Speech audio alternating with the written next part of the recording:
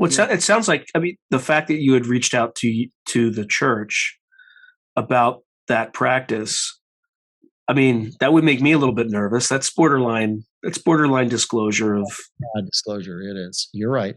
I will yeah. tell you that I probably should have thought about it that way. But again, um, I mean, I was fully read onto the program and I understood it all, and understood the secrecy.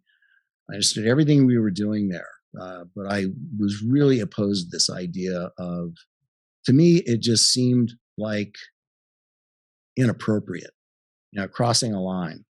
The church shouldn't have been approached, and the church should never have agreed to do it.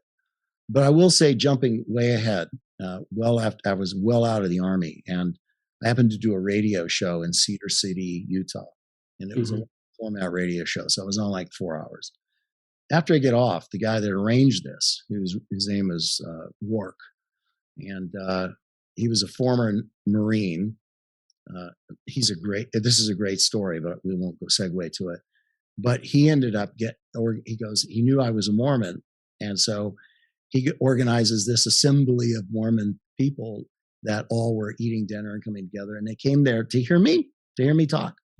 And so there must have been 50 people in the room, and I, told the story about what I was doing, how I got remote viewer, blah blah blah, and then I also told this story to them about the first presidency and the kids that were not even LDS going to the Missionary Training Center and language training mission, and then going off to a mission. And every one of them, to a man and a woman, looked at me and went, "So, if that's what the first presidency wants to do, then okay." I just was like, I just thought, that's not me, right? I was like, again, back in my space of, no, that's like bowing down to the North, like it's like to Salt Lake City, that whatever they say is right and divine and inspired by God. I was like, no. They're human beings, and I don't care what they say. That isn't right. We should not be sending those. First of all, you're putting them in danger. You're putting them in danger, right?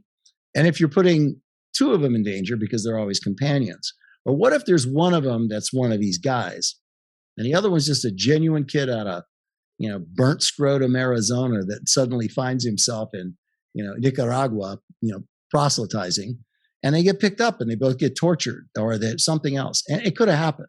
Could have happened in a blink of an eye. Any of those things could have happened. So I found it, and I assure you that God was not going to protect them. If that was the issue, that's not going to happen. So anyway, that cracked me up, and again put me into a state of confusion, because it was like, nobody sees this my way in the church. Nobody sees it, and I get it. I mean, I get that, but they think that was just supporting the nation, and that it was okay. If you want to use our church name and our church mission, go ahead. I just didn't see it that way. Maybe it's a flaw in how I see the world. But I just I can actually see both sides pretty well, but I think my level of cynicism is probably much higher than yours. Because for me, I was like, of course they did that. Like, what? Like I was completely shocked. I mean, I was speechless when I first heard it. Yeah, from a moral standpoint, it's feels really dirty. But if you look at it from an amoral point of view, this is why I get Putin right so much. Yeah. Is because I just say, forget emotions. What's min-max? What's the realpolitik of the situation? What will kind of maximize the objective of what I'm trying to achieve? And when I do that, I get him right most of the time. Yeah. So anyway, I can see both sides. Like if I were the CIA looking in, that's a perfect, like not even perfect program. Even if they're not gathering intelligence, it's a perfect training opportunity to develop sources over a longer period of time. Yeah, it was in Central and South America, it was the fastest growing church at the time. Yeah.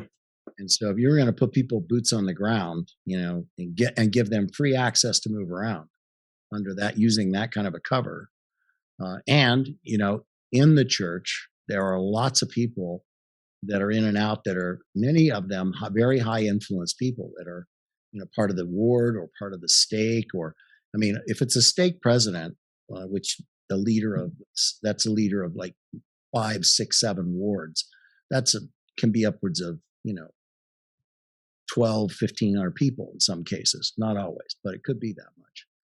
And that's in access and influence to all the shakers and movers that are in that area. And I understood it as well, but I was very troubled by it, and because I was not an intel guy, and I was, here's the scary thing. Like that's pounded into a very round hole.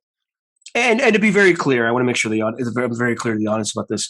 You're not saying the CIA is doing that. What you're saying is the military. Yeah, this is military. Just to be clear, I'm not saying the CIA is not doing it, but we're not sitting here saying that the CIA is doing it. If you enjoyed this video, please hit the like, subscribe, and notification buttons. Additionally, if you have any feedback, please put something in the comments below. And lastly, if you want to watch the full episode of this clip, you can find it above. Thanks again for watching.